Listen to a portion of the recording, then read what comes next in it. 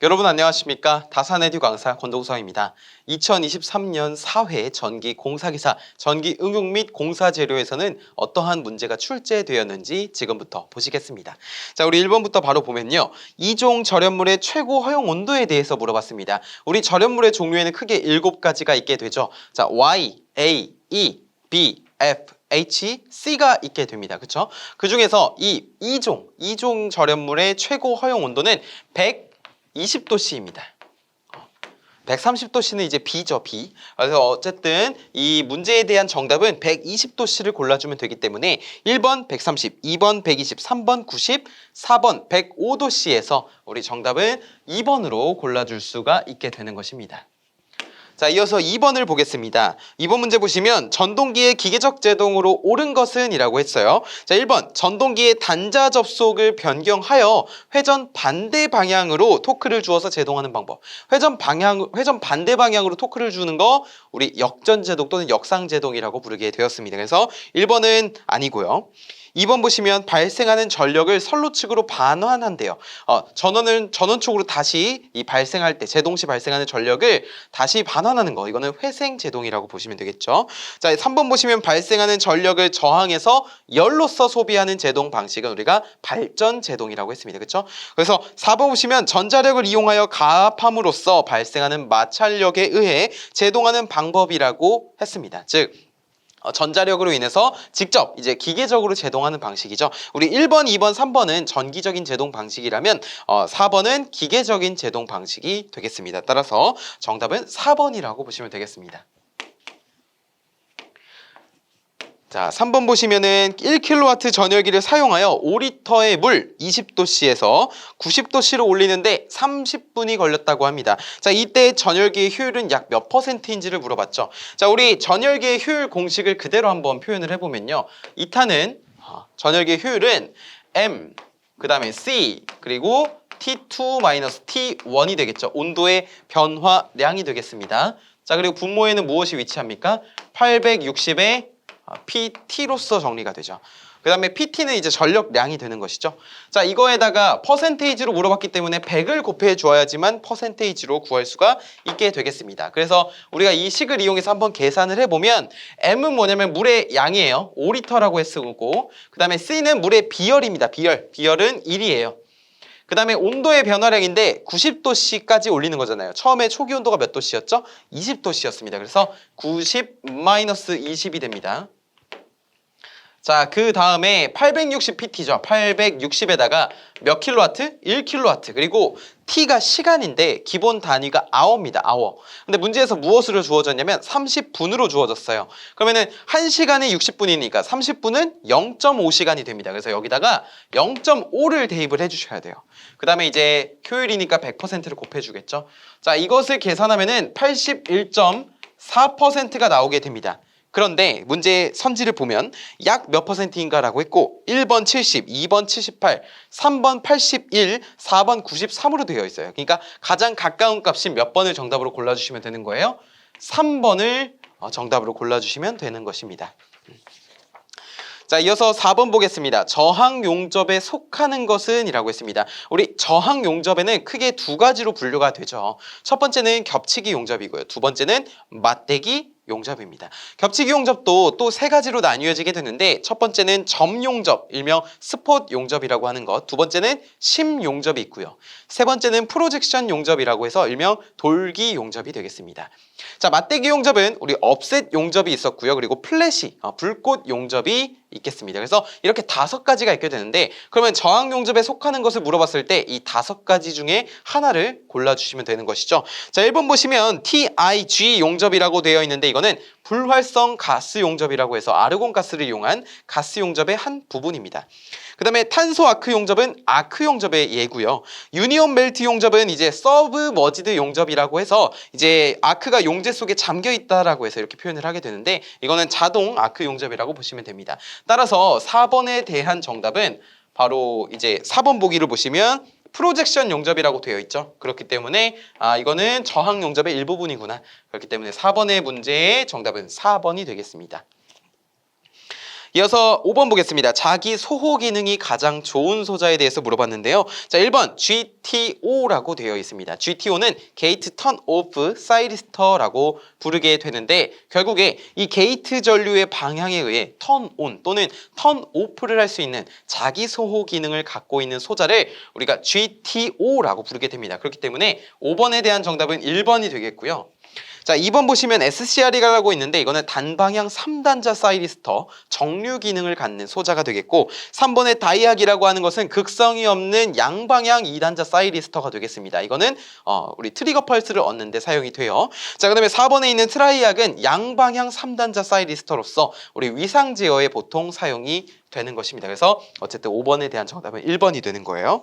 자, 6번 보시면 풍량 6,000세제곱미터 per minute 전풍압 120mm, 120mm 아쿠아의 주 배기용 팬을 구성하는 전동기 소요 동력은 약 얼마인가? 라고 물어봤습니다. 이때 효율이 주어져 있죠. 2타는 60% 그리고 여유계수 K는 1.2로 주어져 있네요. 자, 그럼 우리가 이 주 배기용 팬 의 소요 동력을 구해보자면 우리 L이라고 하는 것은 6.12이타 분의 PQK라고 쓸 수가 있습니다.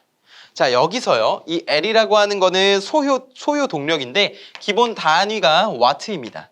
그 다음에 P라고 하는 거는 이제 압력이에요. 근데 여기 압력이 뭐라고 주어져 있냐면 풍압인데 120mm 아쿠아라고 주어져 있습니다. 그러면은 여기가 120이 되겠고 Q는 뭐냐면 풍량이에요. 풍량. 그런데 이 풍량의 단위는 세제곱미터 per minut이어야 됩니다. 그래서 우리가 분모에 6.12가 들어간 공식을 쓴 거예요. 미닛 분당이기 때문에. 그래서 여기는 풍량이 되고 K는 여유 개수입니다. 문제에서 1.2로 주어져 있죠. 2타는 0.6이 주어져 있고요. 그러면 이것을 한번 계산을 해보겠습니다. 압력은 120mm 아쿠아였죠. 그 다음에 풍량은 6,000이었고 여유 개수 1.2였고요. 그 다음에 6.12에다가 효율 0.6이라고 했습니다. 자, 이것을 계산하면은 우리가 어떠한 값이 나오게 되는데 근데 문제에서 무엇으로 물어봤냐면 킬로와트로 물어봤어요. 그렇기 때문에 여기 기본 단위 뭐라고요? 와트잖아요. 그러면 이거를 킬로와트로 바꿔주려면 여기에다가 무엇을 곱해야 됩니까? 10의 마이너스 세제곱을 곱해 주어야 되겠죠. 자, 이것을 계산하게 되면은 우리가 235.29킬로와트가 됩니다. 근데 문제에서 약 얼마냐고 물어봤기 때문에 가장 가까운 답인 2번 235kW로 답을 골라주시면 되겠죠. 그래서 6번에 대한 정답은 2번이 되겠습니다. 자, 이어서 7번 보겠습니다. 백열전구의 게터를 사용하는 목적은? 이라고 했는데 여러분 게터라고 하는 것은요 우리 모든 가스, 그러니까 불활성 가스를 제외한 모든 가스와 수분을 흡수 또는 제거하는 소재라고 보시면 돼요. 그래서 이것이 이제 백열전구에서 사용이 되면 필라멘트의 증발을 억제하고 진공도를 높게 해서 수명을 증가시켜 줍니다. 그래서 1번 광속 증가, 2번 전력 감소, 4번 효율 증가는 해당이 되지 않고요. 3번의 수명 증가가 이 게터의 주된 목적이라고 보시면 돼요. 그래서 7번에 대한 정답은 3번으로 보시면 되겠습니다. 자, 이어서 8번입니다. SCR에 대한 설명으로 옳은 것은 우리가 이전 문제에서 봤었죠. SCR 뭐라고요? 단방향 3단자 사이리스터로 정류 기능을 갖고 있는 소자라고요. 그래서 1번 제어 기능을 갖는 쌍방향성의 3단자 소자이다 아니고요. 2번 정류 기능을 갖는 단일 방향성의 3단자 소자이다. 맞는 설명입니다. 그래서 8번에 대한 정답은 2번이고 3번의 증폭 기능 아니고 4번의 스위칭 기능 또한 아니게 되겠죠. 자, 이어서 9번 문제 한번 보겠습니다. 자, 9번 문제 보시면 자기 부상식 철도에서 자석에 의해 부상하는 방법으로 틀린 것은? 이라고 했는데 자, 1번 보시면 영구 자석 간의 흡인력에 의한 자기 부상 방식이라고 돼 있어요. 근데 우리가 이제 부상을 한다는 거는 떠 있는 거잖아요. 근데 영구 자석의 흡인력이라고 하면은 이 흡인력이 끌어당기는 힘입니다. 근데 이거 반대되는 힘이 뭐예요? 반발력이죠. 그래서 우리가 이 자기 부상식 방식에서 자석에 부상하는 방식에서 영구 자석의 반발력을 이용하는 방법이 있긴 하는데 그 힘은 약하긴 하지만 어쨌든 흡인력이 아니라 반발력이 됩니다. 그래서 1번이 정답이 되겠습니다. 틀린 설명을 고르는 것이니까요. 자, 그다음에 10번입니다. 640A의 축전지는 8A에서 몇 시간 사용할 수 있는가요? 우리 축전지의 용량 단위가요, 여러분. 암페어 아워죠. 근데 이거는 보시면 전류의 단위와 시간의 단위가 곱해져 있습니다. 즉 전류 곱하기 시간으로 나타낸다는 거죠. 자, 이게 얼마라고요? 640Ah라고요. 근데 이걸 몇 암페어에서 사용한다고요? 그렇기 때문에 8A라고요. 그러면은 암페어 지워지고 640과 8 지워져서 여기 뭐만 남습니까? 80H만 남습니다. 즉 몇 시간이에요? 80시간이 되겠죠? 그래서 10번에 대한 정답은 4번 80시간이 되는 것입니다. 잘하고 계십니다. 괜찮으시죠?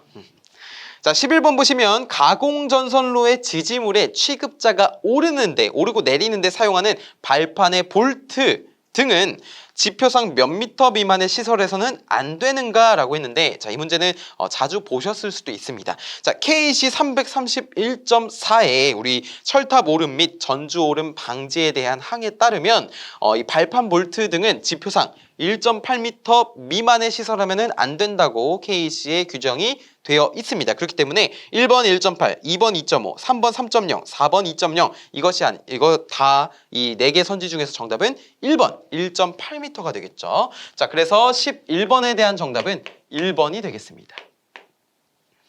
자, 이어서 12번 한번 살펴보겠습니다. 다음 중 완금 또는 앵글류의 지지물에 컷아웃 스위치 또는 피내자를 고정시키는 부속 자재에 대해서 물어봤어요. 자, 1번에 있는 폴 스텝이라고 하는 건 스텝, 우리 발걸음을 스텝이라고 하잖아요. 즉, 우리 전주에 오를 때 필요한 그런 디딤 볼트 등을 우리가 폴 스텝이라고 부르게 됩니다. 자, 두 번째 앵글 베이스 같은 경우는 이제 완금이나 방금 전에 문제에서 물어보는 답이 이 앵글 베이스가 되는데, 완금이나 이런 앵글류의 이런 컷아웃 스위치, 피내자를 고정시키기 위한 부속 자재를 우리가 앵글 베이스라고 부르게 됩니다. 자, 3번의 U 볼트는 U자형 볼트로서 이 완금 또는 이제는 완철이라고 부르죠. 철근 콘크리트 중에 완금을 취부할 때 사용하는 볼트가 되겠고, 네 번째에 있는 턴버클이라고 하는 것은 지선에 장력을 주어서 고정시킬 때 필요한 금구류가 우리가 턴버클이라고 부르게 됩니다. 따라서 12번에 대한 정답은 2번이 되겠습니다. 2번.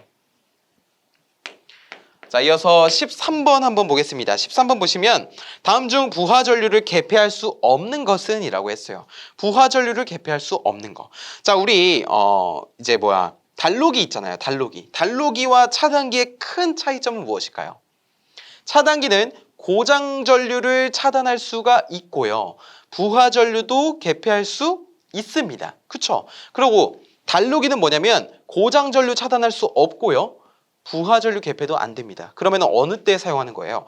기기의 점검이라든지 선로의 보수, 점검 시에 완벽하게 분리할 때, 이를 분리할 때 그때 사용하는 것이 단로기가 되겠고, 아주 작은 여자 전류라든지 충전 전류, 미세한 충전 전류가 흐를 때만 개폐가 가능하다. 그렇기 때문에 우리가 부하 전류를 개폐할 수 없는 것은 1번 디스커넥팅 스위치, 단로기를 정답으로 골라주시면 되겠습니다. 14번입니다. 무대 조명의 배치별 구분 중 무대 상부 배치 조명에 해당되는 것은? 이라고 했는데, 자, 1번 볼게요. 풀라이트입니다. 풀라이트. 풀라이트는 뭐예요?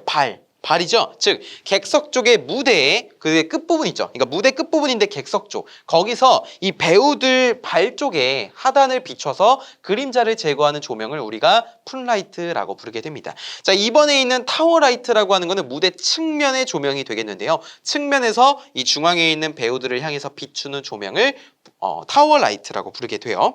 자, 그다음에 슬링 스폰라이트가 3번 보기에 있게 되는데, 슬링 스폰라이트는 객석 쪽의 천장에 있는 조명으로서 거기서 이제 무대를 비추는, 무대 배우들의 전면을 비추는 조명으로서 높은 조도를 가지고 있는 그런 조명이 되겠습니다. 그래서 1번, 2번, 3번은 전부 다 무대 상부 배치 조명은 아니에요. 무대의 상부. 자, 4번 보시면 서스펜션 스폰라이트라고 있는데, 이것이 이제 무대 상부 배치 조명으로서 우리 연기를 할 때, 배우들이 연기를 할 때 조금 더 섬세한 조명을 비춰주기 위해서 사용하는 조명 방식입니다. 그래서 14번에 대한 정답은 4번이 되겠습니다. 이어서 15번 한번 보겠습니다. 15번 보시면 우리 배전반 및 분전반에 대한 설명으로 틀린 것은? 이라고 했는데요. 자, 1번 볼게요. 노출된 충전부가 있는 배전반 및 분전반은 취급자 이외의 사람이 쉽게 출입하지 아니하도록 설치하여야 한다. 그쵸. 취급자 이외의 사람이 마음대로 출입할 수 없도록 노출된 충전부가 있는 배전반 및 분전반은 그렇게 관리를 해야 되겠죠. 자, 2번 보시면 옥내에 설치하는 배전반 및 분전반은 불연성 또는 난연성이 있도록 시설해야 될 것이고요. 옥내에 시설하는 저압용 배분전반의 기구 및 전선을 쉽게 점검할 수 있도록 시설을 해야 되겠고요. 4번 보시면 한 개의 분전반에 2개 이하의 전원만을 공급할 수 있다.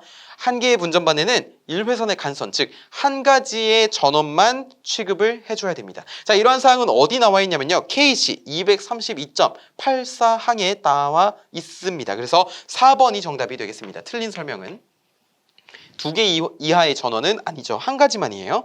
자, 그 다음에 이어서 16번 한번 보겠습니다. 자, 금속관 규격품 1번의 길이는 한 번의 길이는 약 몇 미터인가? 라고 물어봤어요. 우리 한국 산업표준 KSC 8401항에 따르면요. 강제 전선관에 대한 내용이 기술이 되어 있는데 거기 보시면은 원칙적으로 길이는 3660mm로 할 것으로 되어 있습니다. 그렇기 때문에 표준 길이는 이것을 미터로 바꿔주면 3.6m가 되죠. 따라서 정답은 몇 번입니까? 2번이 되는 것입니다. 2번. 자, 17번 한번 보겠습니다. 17번 보시면 네온 방전 등에 대한 설명으로 틀린 것은 이라고 했습니다. 자, 1번 볼게요. 네온 방전 등에 공급하는 전로의 대지 전압은 300V 이하로 하여야 한다. 네온 방전 등의 대지 전압은요 300V 이하가 되어야 됩니다. 이건 어디 나와 있냐면 KC 우리 234.12항에 따르면 네온 방전 등에 대해서 서술을 하고 있습니다. 그렇기 때문에 이러한 내용에 따라서 대지 전압은 300V 이하가 맞습니다. 자, 2번 네온 변압기 2차 측은 병렬로 접속하여 사용한다. 이거는 234.12.2 네온 변압기 항에 따르면요. 네온 변압기 2차 측은 직렬 또는 병렬로 연결해서는 안 된다라고 규정이 되어 있어요. 법으로 규정이 되어 있는 거예요. 그렇기 때문에 우리가 틀린 설명은 2번이 되겠죠. 그럼 3번 맞아 볼게요. 관등 회로의 배선은 애자공사로 시설해야 한다. 이것도 234.12항에 따르면 규정을 하고 있는 것이고요. 관등 회로의 배선으로. 자, 그다음에 관등 회로의 배선에서 4번 보기입니다. 전선 상호 간의 이격거리는 60mm 이상으로 하여야 한다. 전선 상호 간의 길이는 전압에 관계없이 60mm 이상으로 관등 회로의 배선에서 규정을 하고 있습니다. 따라서 틀린 설명은 2번이 되는 거예요. 병렬로 접속해서는 안 되겠죠. 자, 18번 보겠습니다. 공기전지의 특징이 아닌 것은 이라고 물어봤어요. 근데 여러분 이것만 기억하시면 됩니다. 공기전지는 이 자기방전이 적고요. 그리고 오랫동안 장기간 보존이 가능하다라는 것만 꼭 기억을 해주시면 돼요. 그리고 전압 변동이 작다라는 특징을 갖고 있거든요. 1번 방전 시의 전압 변동이 적다? 맞고요. 2번 온도 변화에 의한 전압 변동이 작다? 맞고요. 그 다음에 3번 보시면 사용 중에 자기 방전이 크고 오랫동안 보존할 수 없대요. 틀린 설명이에요. 둘 다 반대로 됐습니다. 4번 내열, 내한, 내습성을 가지고 있다인데 이것도 맞는 설명입니다. 따라서 18번에 대한 정답은 몇 번입니까? 3번이 되는 것이죠. 이어서 19번 한번 보겠습니다. 케이블 접속 상자의 충진 등에 이용되는 컴파운드의 재료가 아닌 것은 이라고 물어봤어요. 자, 1번 아스팔트 컴파운드의 대표적인 재료이고요. 에폭시 수지 또한 컴파운드 재료가 됩니다. 그리고 4번 보기 보시면은 폴리염화 비닐이라고 있는데 여러분 PVC라고 들어보셨을 겁니다. 그래서 이것 또한 이제 컴파운드의 재료가 된다는 거. 근데 3번에 있는 휘발유는 컴파운드 재료가 아니겠죠. 그러면은 19번에 대한 정답은 3번이 되는 것입니다. 이어서 마지막 문제죠. 응용 및 공사 재료의 마지막 문제 20번을 한번 보겠습니다. 겜리스형 피뢰기의 특징이 아닌 것은 이라고 물었는데 여러분 겜리스형 피뢰기는요. 우리 일반적인 피뢰기의 구성 요소는 직렬갭도 있고 특성 요소도 있고 쉴드링도 있게 되는데 겜리스형 피뢰기는 갭레스입니다. 즉 갭이 없다는 거예요. 직렬갭을 갖고 있지 않고 산화 아연으로 구성이 되어 있는 절연되어 있는 그런 특성 요소만이 존재한다는 겁니다. 그래서 이렇게 간략하게 표시를 하면 이것이 이제 특성 요소가 되거든요. 이렇게 특성 요소로만 구성이 되어 있는 것이 갭레스형 피뢰기가 되겠고요. 1번에 직렬갭 특성 요소로 구성되어 있다. 직렬갭 없다고 했습니다. 그래서 틀린 설명은 일단 1번인 것을 알 수 있고 2번 속류가 없어 빈번한 작동에도 잘 견딘다. 3번 소형 경량화 할 수 있다. 4번 특성 요소에는 산화 아연을 사용한다라고 했는데 역시 틀린 설명은 1번인 것을 알 수 있습니다. 자, 이상으로 1번부터 20번까지 전기 응용 및 공사 재료 문제였습니다.